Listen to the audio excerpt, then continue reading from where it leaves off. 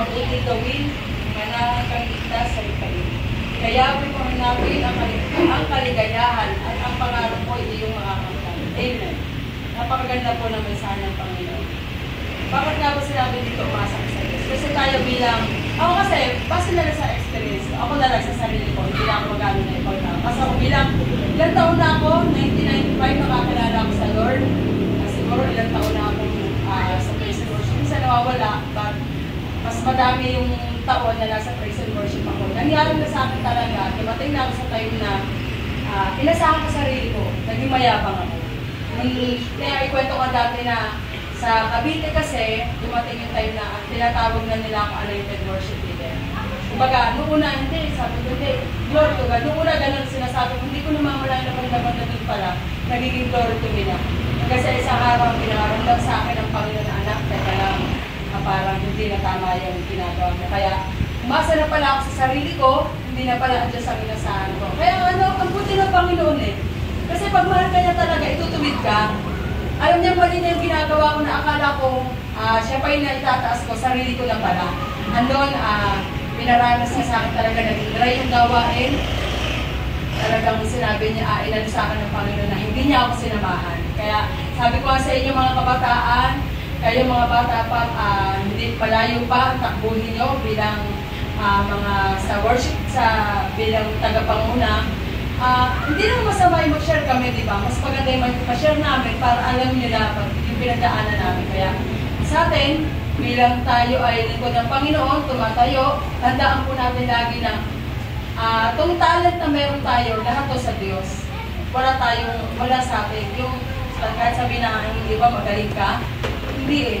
Wala pa rin yan kasi sa Diyos siya nagaling. Kung may magaling man dito, tatanda natin lagi ang Diyos. Kaya lagi natin aasahan ay ang Diyos lamang. Amen? Sabi, kayawin mo hanapin ang kaligayahan. Bakit nga ba kayawin hanapin ang kaligayahan? Pwede naman sa cellphone, di ba? Panandalian lang kasi yun.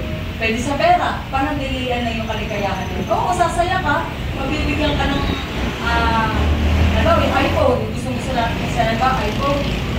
Lalo ngayon, yung latest iPhone 15, di ba? Pag nabigyan ka ba nun, sasaya ka, oo, sandali lang.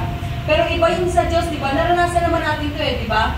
Na lalo pag nasa presensya tayo ng Panginoon, iba yung pakiramdam na doon, parang ayaw mo na umalis sa presensya ng Panginoon.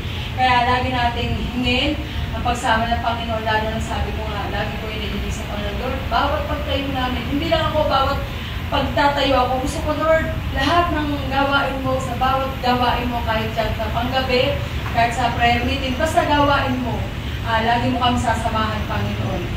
Kasi ikaw yung kaligayahan namin, ikaw yung kasiyahan namin, ikaw ang tunay na kasiyahan namin, Panginoon, ang presensya mo. Kaya mga kapatid, bilang praise and worship team, lagi natin uunahin ang Panginoon, lagi natin iisipin na ano man ang meron tayo, galing natin sa Panginoon.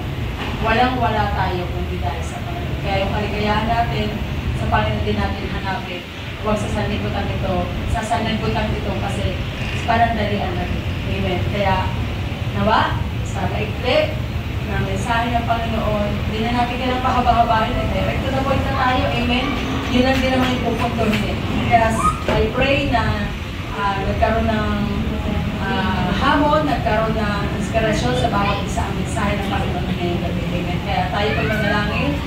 Hallelujah Lord, Hallelujah Jesus. Panginoon, maraming salamat po, O God. Tunay nga na Lord, alamang meron kami ngayon sa amin sarili, hindi to galing sa amin, Lord. Kung may kakayahan pa kami, kung sinasabi ng ibang tao magaling kami, Panginoon, hindi pa rin ito sa amin, Lord. Ito yung sa iyong Panginoon. Kaya, Lord, kung may nakikita ka man sa puso ng bawat isa sa amin na kung minsan nagpapataas na kami, nagyayabang kami na pag nasasabihan kami na magaling, Lord, tanggalin mo po ito, Panginoon. Huwag mo hayaan, Panginoon, manatili o lumaki, Panginoon, ang mga bagay na ito sa buhay namin, Panginoon.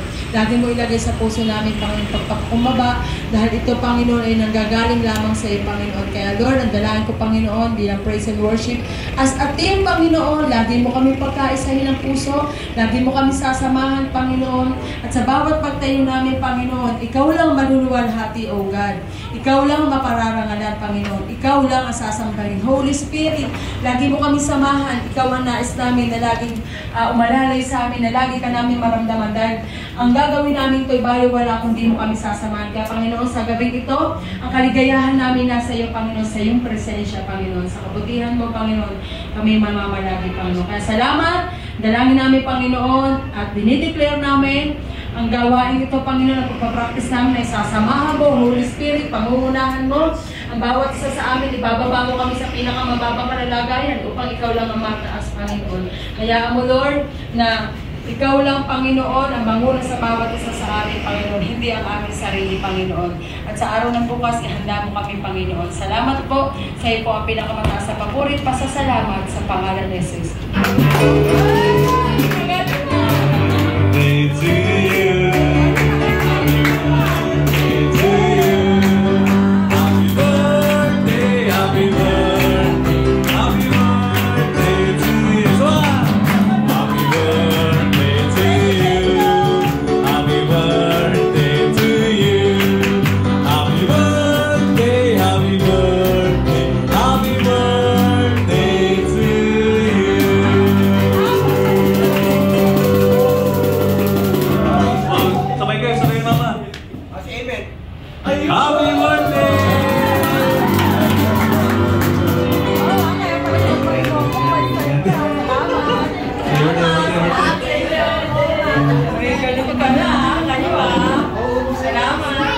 Amen.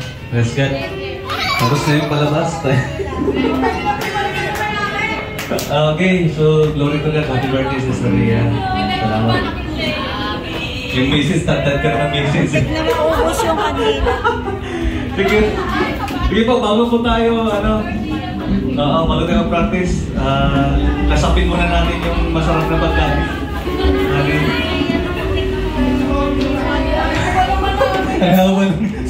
Pag-iimig ito, wala rin kandila. Lord, salamat sa pagkain na bigyan ng kalakasan. Salamat pagpalain mo, Diyos, ang nag-provide po nito. At salamat po, Diyos, magbigay ito ng provision sa inyong Panginoon. Tawaging panalangin, pananampalataya sa pangalan ni Jesus. Amen. Sige po. Kahit na muna tayo, mabilis lang po yan. May mga lyrics na si Sister Ria.